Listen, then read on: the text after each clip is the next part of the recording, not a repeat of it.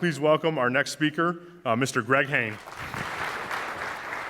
Good morning. I think there's a better way for us to work. Actually, I think there's a much better way. More importantly, though, I believe every single one of you sitting here today believes that too.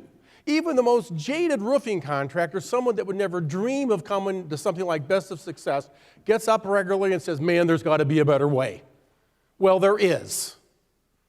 And I'd like for you to look at the ideas I'm going to be sharing with you today as a path that you can begin to walk down.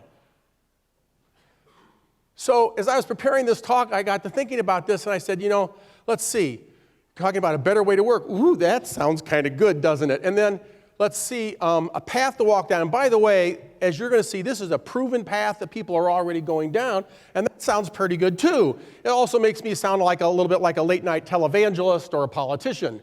So I understood that one of the things I needed to do was to find a way to make this very real, very practical, and very specific for each and every one of you. So we are going to start with a workshop. I want everybody to turn to page 21 in their book if you've not already turned there yet. And at the top, it says multiply 269 by the number of employees you had at the end of last year. Do that now. When you find out what this number is, if you've not done the math, you're going to do the math immediately. Then, after you finish that, you're allowed to use your phones as calculators if you've forgotten how to multiply. Then I want you to make a list of at least 3 initiatives, things that could make a real difference in your company that you have already thought of, but you haven't been able to get them done yet. Maybe you were at Best of Success last year. You heard a great presentation. You say, oh man, if I would do that, it'd make a difference in my company, and it would. But you didn't get it done. Put it on the list. Maybe you're a commercial contractor and you decided that you want to move from doing so much new construction to more re-roofing. But you look at your percentages over the last 3 or 4 years, they haven't changed. You're not getting it done. Put it on the list. Right now. To the degree that you invest in this, you'll get value for this. I am going to help you today with everything that goes on that list. Okay? If you got to come up with more than 3, write 4, write 5. Think big. Write legibly so that you can take whatever these notes are and you can go back to your office and share it with your business partner or spouse and they can read the words. I don't need paragraphs. It's enough to say more re-roofing, less new construction. But you have to have enough words that 6 months from now you know what you were talking about. As you're writing, I'm going to continue to talk. Some of you know me, and I know some of you. If there's a better ways to work, that means that sometimes what we're doing isn't all that resourceful. I have a couple of stories I'm going to share. Some of you are going to be sitting there going, oh, he's talking about me. And that actually may be true, but I'm probably talking about a person sitting on either side of you. The examples I've got to share here today are pretty much, as far as I'm concerned, endemic within our industry. So I'm not violating any confidences. Also, I'm going to be referring to a variety of things today, and when you go to the Best of Success website and download the presentations, if you choose to download mine, at the end of my presentation is a series of reference materials that come off, and it's long enough that it actually has a table of contents.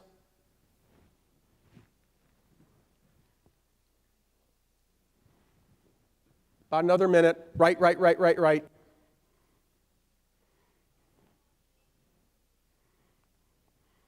Okay, I'm going to suggest that you might want to have other things that you're going to put on this list before the weekend is over, or the day is over. So if you flip the page to where it says notes, you might put notes there. I have a couple initiatives you might want to add before I'm finished today. But for me to stand up here and say that our world has changed is to be wasting all of our time. We all know that the world is changing. That change is going to continue, and actually it's going to accelerate. How are you going to keep up?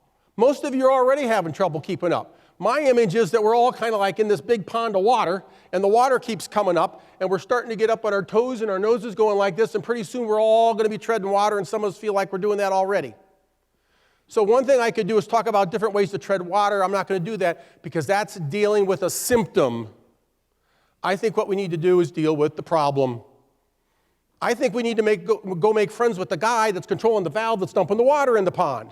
What's his name? Now, the reality is, there is no guy, but there is a valve, and it does have a name, and you can make friends with it. It's called our knowledge-based economy. The economy that we are in today is not the same as the economy that we were in 20 years ago, and it's not going back. I ran into an article a couple years ago written by Michael Maccabee and Tim Scudder. You're going to have the entire article in the reference links, entitled Strategic Intelligence, a Conceptual Leadership System of Leadership for Change. Completely changed the way I thought about my business. It can do the same for you. In there, he has a table in which he talks about the different eras of work that we have had in our country. This is the table. So we have farm craft, industrial bureaucratic, and knowledge interactive. And he has ideas, social characteristics, and economic considerations, and he talks about how we go from one era to the next, they change. Guys, all of your businesses probably were started or set up this way. The world is working this way now. So, farm craft started in the 1850s, it was up into the 1850s, and it's called farm craft because basically there were no companies. There were farms and there were small personal businesses like the blacksmith. If there were companies, they were not the predominant form of commerce. In the 1850s, that changed, and we got into what became the Industrial Revolution, and that went up into the mid-1990s.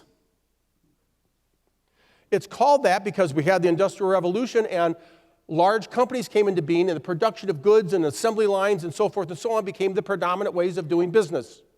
In the 1990s, that changed.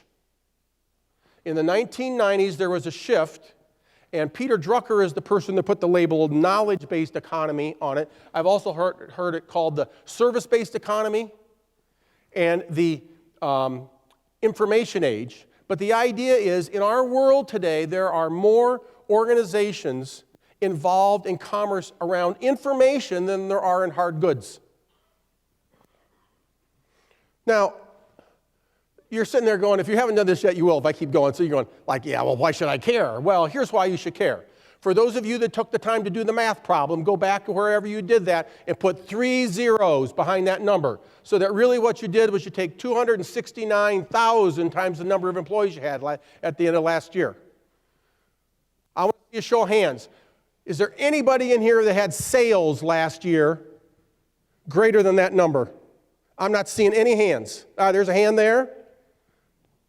I'm seeing one hand. That's about what I thought. Okay? So, in other words, virtually none of you had sales of $269,000 per employee. I did some research on knowledge-based economy companies.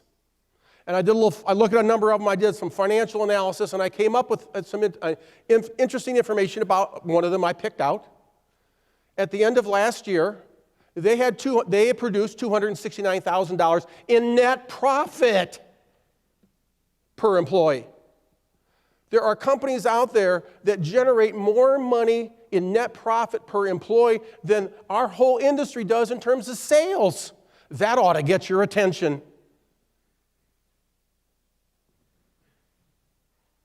This should too. You can do this too. Or you can start to. I want to see a show of hands. How many of you are already using database software to manage roofing assets? Put your hands up. Okay, fine. Good. For the rest of you, you're behind the times. Sorry.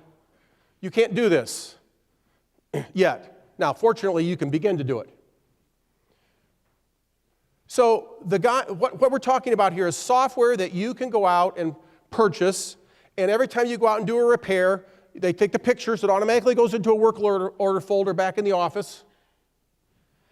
They could literally push a button when they're on the roof and send the invoice, and some of the software is set up that they can actually do that. Whether it's a wise idea or not remains to be seen, but the technology is there that you can do that. The reason most of you that have done this did this is because you said, man, if we get all this data about these people on our computers, they're going to be captive to us. It's a great idea. It's probably true. My experience as a roof consultant is that you guys, as a general rule, are doing a horrible job of it. You've used this software to get better. Nothing wrong with that. You've become more efficient, but you're truly not giving people better service. I'm going to show you how to do that.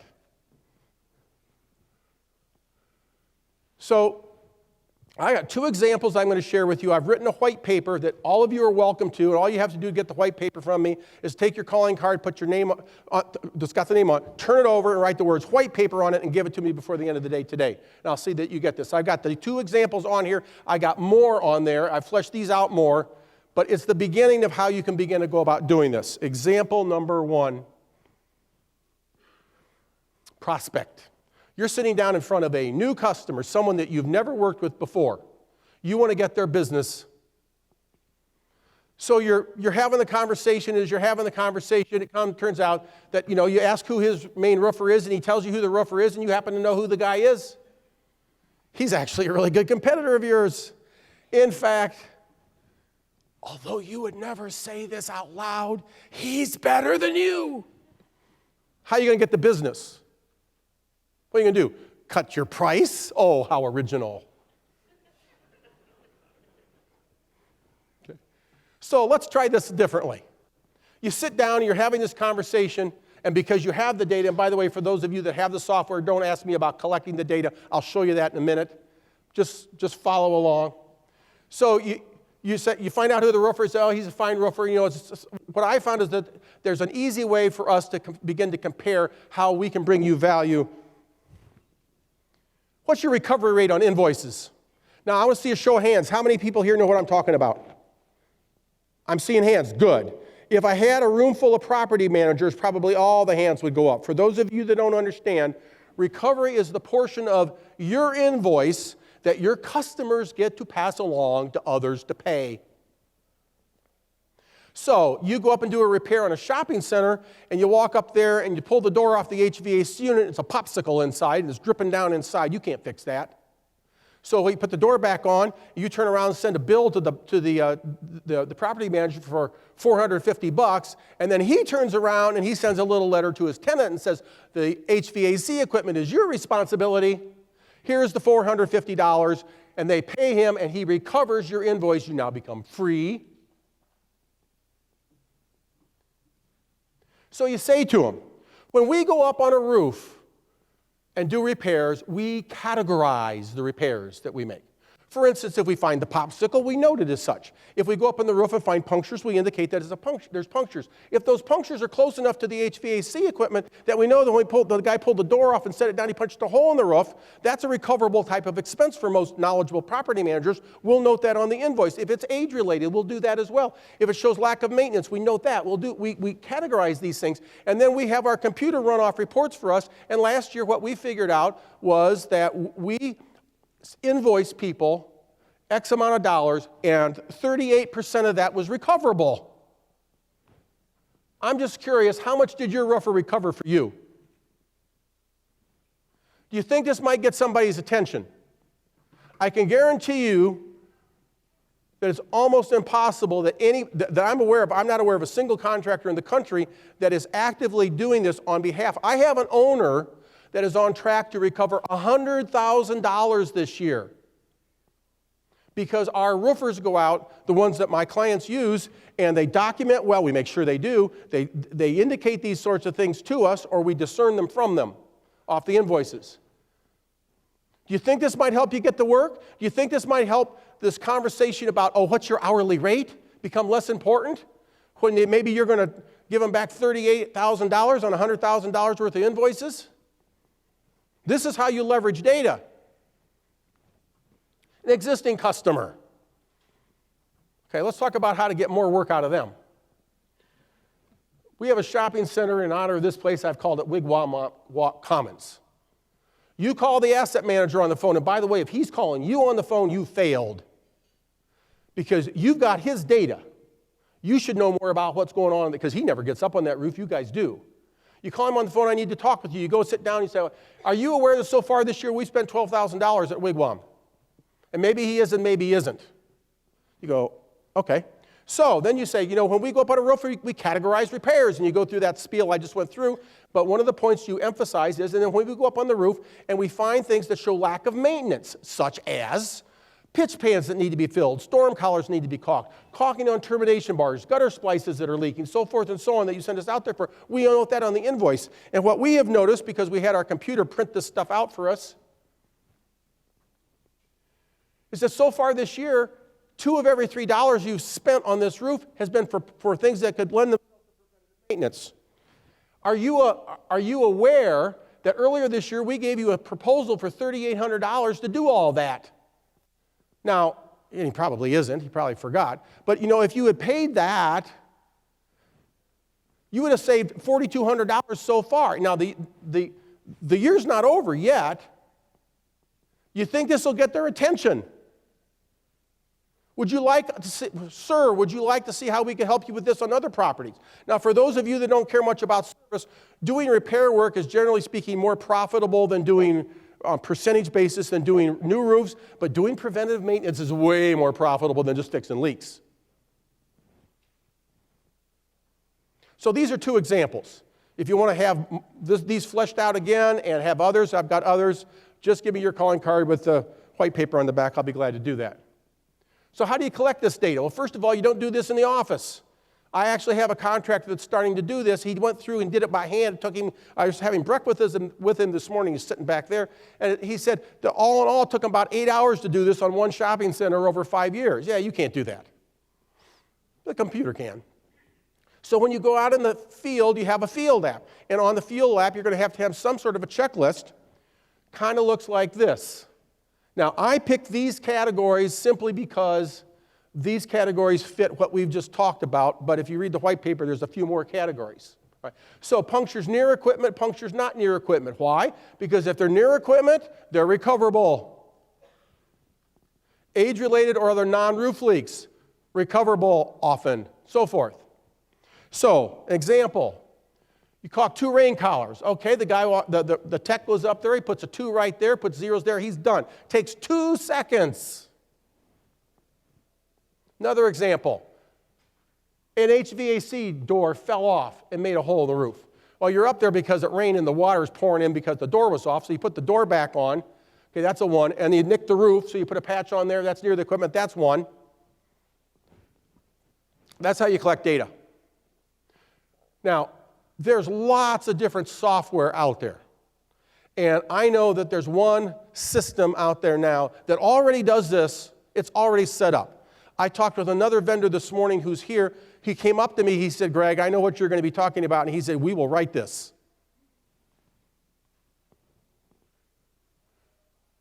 More on the knowledge-based economy. Now that I have your attention on the money side, understand that the knowledge-based economy that we're in is not just about money and information. It reflects a way of thinking that's different.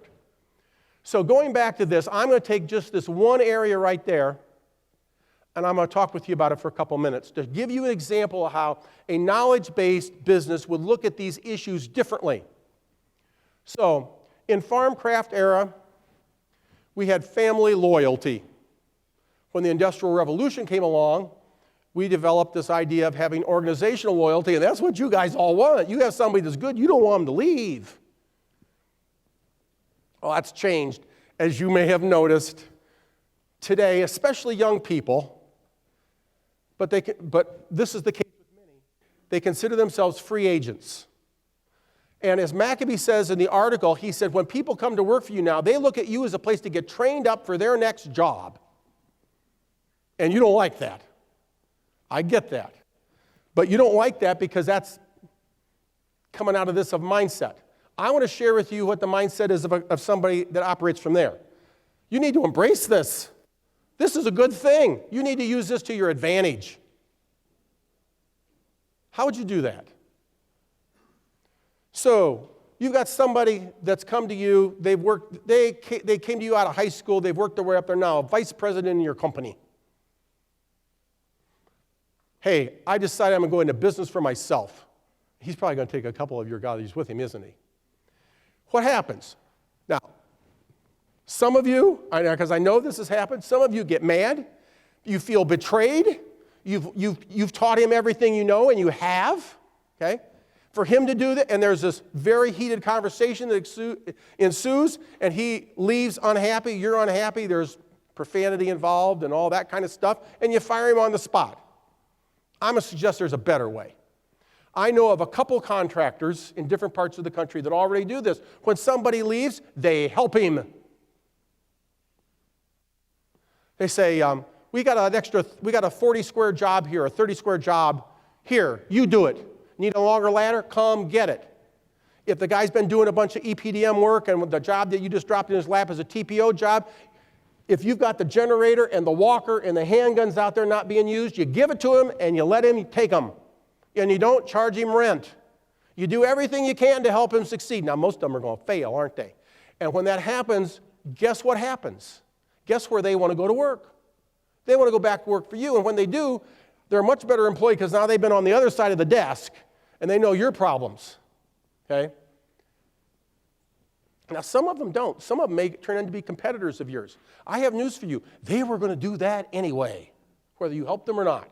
So why not help the guy, help him succeed, and have a friend in the industry than have somebody that hates your guts or you hate his?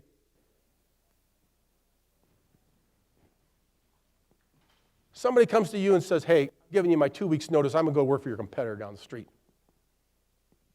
Now, what most of you do when this happens is you try to talk them out of it. You ought to. And sometimes you're able to do that. They want a little more money, they want a little of this or a little of that, and you make it happen. But sometimes you do that and you walk into the office 2 weeks later and their phone and their keys are sitting on their desk and they're gone. You've had that happen to you too. They can't come back now, can they?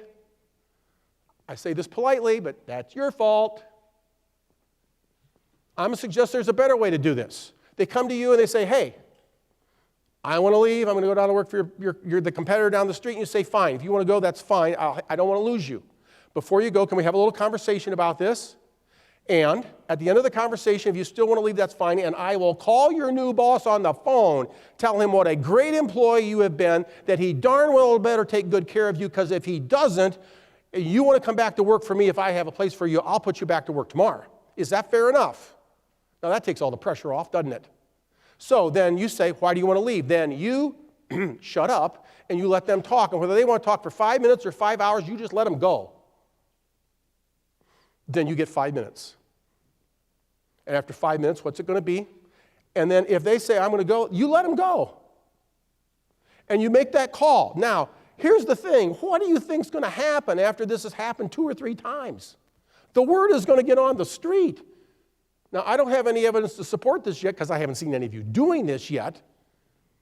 But I think that long term, you're going to have more people walking into your door, wanting to come to work for you than walk out, and they're probably going to be better people. And that's simply because you're handling this in a more expansive way.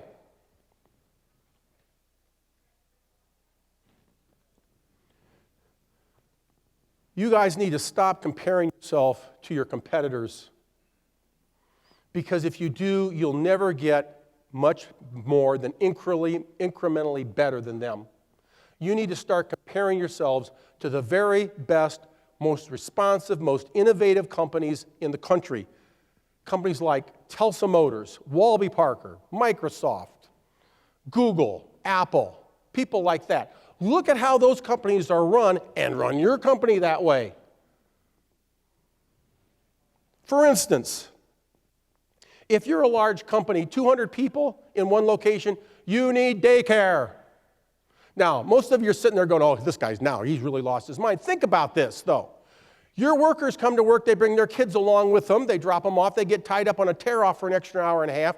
Rather than come tearing back to the yard, probably speeding, and then racing off to the daycare before it closes and having all that stress, they just pick their kids up and take them home. And then your competitor, the guy that sits 3 seats away from you here, he calls one of them on the phone and says, hey, you want to come to work for me? I'll give you a couple bucks more an hour. You have daycare, sir? Now he's got a dilemma, doesn't he? Okay, what's the wife going to say? Well, I'd like to have the extra money, but how are we going to handle the daycare? And what are those kids going to do when they turn 18 and they don't want to go on to get an advanced degree? Where do you think they're going to want to go to work? Now, the notable company in our country today that does this sort of thing is Google. And I've heard people actually say to me, well, the reason Google does this is because they make all that money. No, no, no, no, no. I was in a meeting last night. I heard a bunch of contractors talk about labor shortages that was referred to today. They have huge tech shortages out on the West Coast. Huge tech shortages. Google does this because they want to create an environment where people are going to want to go to work. They do this to attract the best people, and they get them. You can do this too. This is an attitude. The best example. So, before I get the best example, I've just talked about this right here. I could talk about any one of these and give you examples about how roofers think about it, and how many roofers think about it, and how a knowledge-based company thinks about it, and the distinctions. Because virtually all of these things you can do too. The best way I know for you to get inside the mindset of these companies is to read a book. It's called How Google Works. It's by Eric Schmidt and Jonathan Rosenberg, who are Google employees. Eric Schmidt came to work. This is a remarkable book. Eric Schmidt came to work for Google in 2001 as chief executive officer. He's now vice chairman. I'm actually going to read an excerpt from it for you in just a second. I hope I read it better than I said that. But this will begin to give you an idea about how to think about your business differently. Moving on. Now, I promised you that I was going to give you help on the items that you put down on those initiatives that you've not gotten to.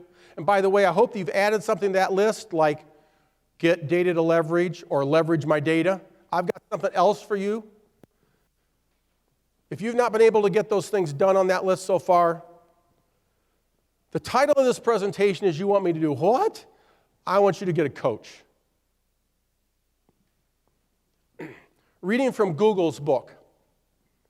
In the summer of 2002, when Eric had been on the job as Google's CEO for about a year, he wrote a self-review of his performance and shared it with his team. He did what? He wrote a self-review of his performance and shared it with his team. How many of you sit down and critique yourself and share it with the people you review? The document included highlights, objectives for next year, and areas where things could have been better. The last category included several points, but the one self-critique stands out as the most important. Bill Campbell has been very helpful in coaching all of us. In hindsight, his role was needed from the beginning. I should have encouraged this structure sooner, ideally the moment I started at Google. This was a 180-degree turnaround from a year earlier when Eric started at Google. Board member John Doerr suggested that he work with Bill as his coach. Eric's reply, I don't need a coach. I know what I'm doing. Whenever you watch a world-class athlete perform, you can be sure that's a great coach behind their success. It's not that the coach is better at playing the sport than the player. In fact, that is almost never the case. But the coaches have a different skill. They can observe players in action and tell them how to be better. So why is it that in the business world, coaches are so unusual? Are we all so like Eric when he started at Google, so confident of ourselves that we can't imagine someone helping us to be better? If so, this is a fallacy. As a business leader, you need a coach. I grew up in Ohio. I graduated from Purdue, but I lived in Columbus for a while. I like to follow the Buckeyes. In 2010, the Ohio State Buckeyes under Jim Tressel went 12-1. And then as some of you may remember, there was the problem with tattoos and things, and he lost his job. But he'd already done his recruiting. They brought in a very capable guy that had been in Ohio State by the name of Luke Fickell, and what did he do the next year in 2011? He went 6-7 with the same players. So the next year they went out and they got this other guy, what was his name? Urban Meyer. He went 12-0. No, coaches don't make a difference. In the time I have remaining, I'm doing well. I want to talk with you about coaching. I got involved in coaching because, as was mentioned when I was introduced, I've developed a training program to help roofing contractors build more profitable service departments and provide their customers with better service. And when I do that, I don't just walk in and train for a day and tell you what to do. I provide support for at least a year. And that's where we implement. And oftentimes when we're trying to implement something, I say, well, do that. Okay, and we can make it happen. But sometimes I don't know how to make these things. You guys are all different in how you run your businesses, and that's okay. And so knowing how to implement certain things, sometimes that's where coaching skills came in. I decided I needed to get some help with coaching. And so I went out in October of last year and I got trained in Atlanta to be a coach. Now, I went to a program that was run by and one of the co-authors of the training manual that's a personal friend of mine. So it was natural for me to go there. But the thing that was unusual about this is that this particular training organization specializes in training pastors to be coaches. So I was in a training program with 13 other people, all of whom were United Methodist ministers. Interesting experience. But in the manual, there's information about return on investment. Public Personal Management Journal did a study, and they discovered that when you train management people, productivity goes up 22%. But when you couple it with coaching, it goes up 88%. Now, my experience? No, not quite. But there's another shoe to drop on this. In 2001, a study by Manchester Inc. on executive coaching showed a return on investment of 5.7 times the initial cost. And in my opinion, oops, wrong button, that is way understated. When you go to the top of an organization, you make a change, it can filter down all throughout everything.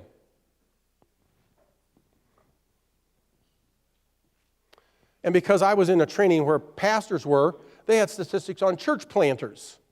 Church planting is when a denomination wants to put a church in a new geographic area where they don't have one.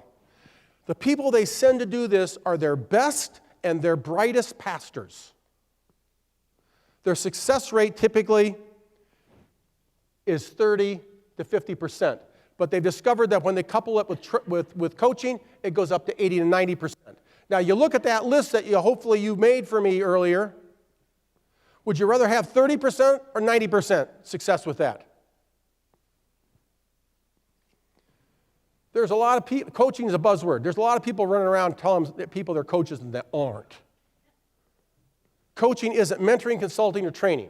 If somebody walks in and tells you what to do, they aren't coaching, they're consulting or they're training. Now, there's nothing wrong with that. But understand, if somebody's walking in and telling you what to do, they are not coaching you. Good coaching is based on an assumption that you are fundamentally creative, resourceful, or whole.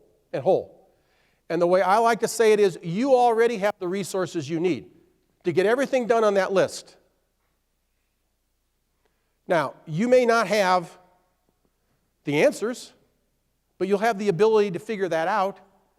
And a coach can help you with that. Coaching is a process. It involves discovery, expanding possibilities. When I ask you to make a list, that's discovery. When I'm suggesting to you that not only can you do what's on that list, you can do all of it.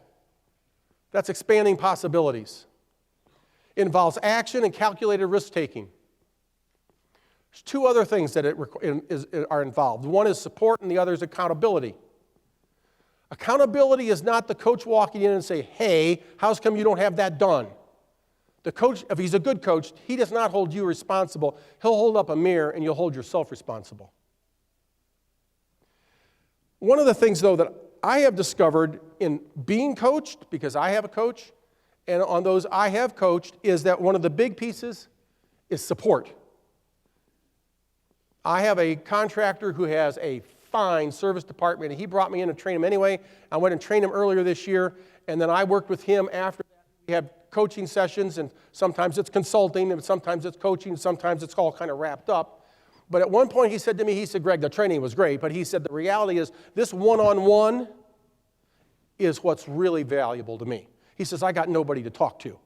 I'm sure he's the only person in the room that feels that way. Who should get coaching? You. If some of you are sitting there, oh man, I got this guy back at the, boy, he could, no. By the time you spend the energy, effort, money, resources to train him, to make him better, if you apply that same amount of energy, effort, resources to you, you'll have a far greater effect. You and other key leaders.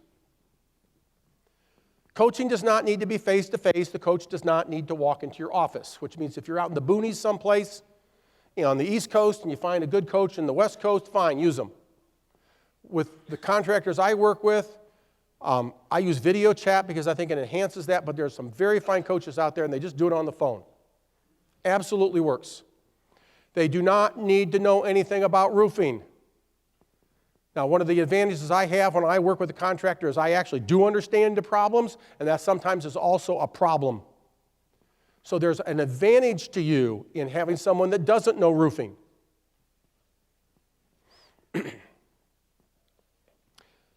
My first coach, who I did not meet until after my coaching work with him was done, was a human resources director for a large regional grocery chain. And then my current coach is a United Methodist pastor in North Carolina. Neither one of them knows diddly about roofing. How to find a coach. The International Coaching Federation is kind of like the NRCA, except as a global organization. Their IRE this year is in London. That's their website. I'm suggesting that you look for people that have credentials that say ACC, PCC, or MCC. These people had to take tests. I'm working toward that. I don't have that yet. Something to ponder. If I had had the opportunity to sit down with each of you after we did that little workshop and you made that list of initiatives that you'd not been able to get done yet, and I said to you, okay, well, why don't you have these done? Virtually all of you are going to say, oh, I don't have the time to get to this, or I don't have the money. Sorry. No. The reality is, if we went 2 years into the future and these things were all done, and I sat down with you and say, okay, what changed that caused these things to happen? None of you are going to say to me, well, I found an extra month. None of you are going to say, I found a pot of money on my desk one day. None of you are going to talk about time or money. It's always going to be something else. Something else changed. What would that be? Yes. So, in my experience with being coached, the answer I will get from most of you is, what changed was you. Now, so ponder this. Often, I've given you a path to walk down called the knowledge-based economy. I've given you some resources that you can download later to learn more about it.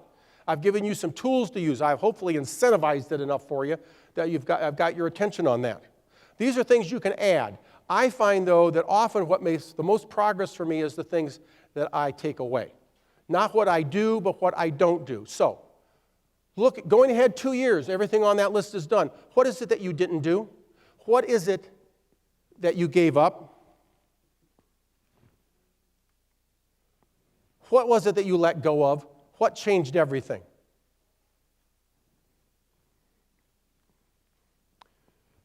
I have time for questions if this timer is correct. I'm going to start with the questions. How many of you learned something today? Good. I want to see another show of hands, and I'd like for the hands to stay up for a minute. Who here has had formal coaching? Keep your hands up for those of you that had coaches. Everybody else look around, and when we go to break, find one of these people and talk to them about it. See if it's made a difference in their organizations. Greg, Jack Scallo, Burns & Scallo Roofing. 2 questions, two-pronged.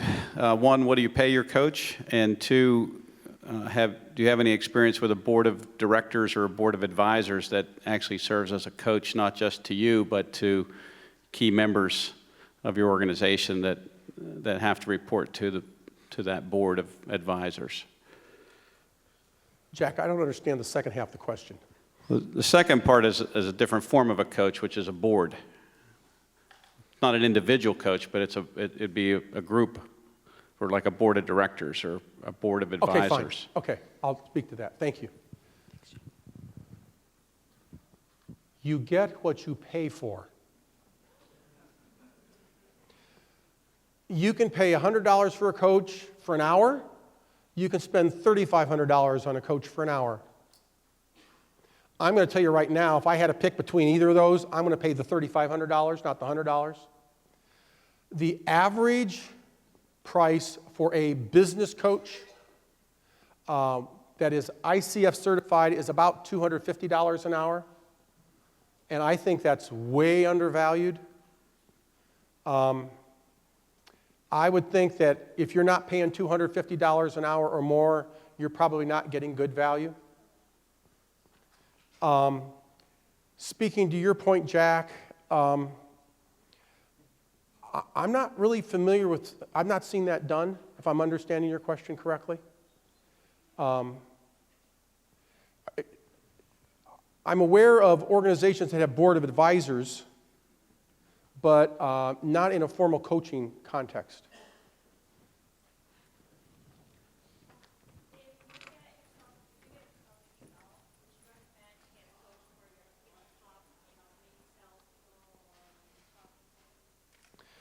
So the question is, if we would get a coach, would it be for the top salespeople or for who? The first person that needs to be a coach is the boss of the organization. The higher up you go, the more effective it's going to be. And then you filter down from there. If you're going to have a coach or coaches go into an organization and work with salespeople, okay, train all of them. But the boss still needs to be coached. That's a fine question. Others? Jill's coming down the aisle. That means I'm done. Thank you very much.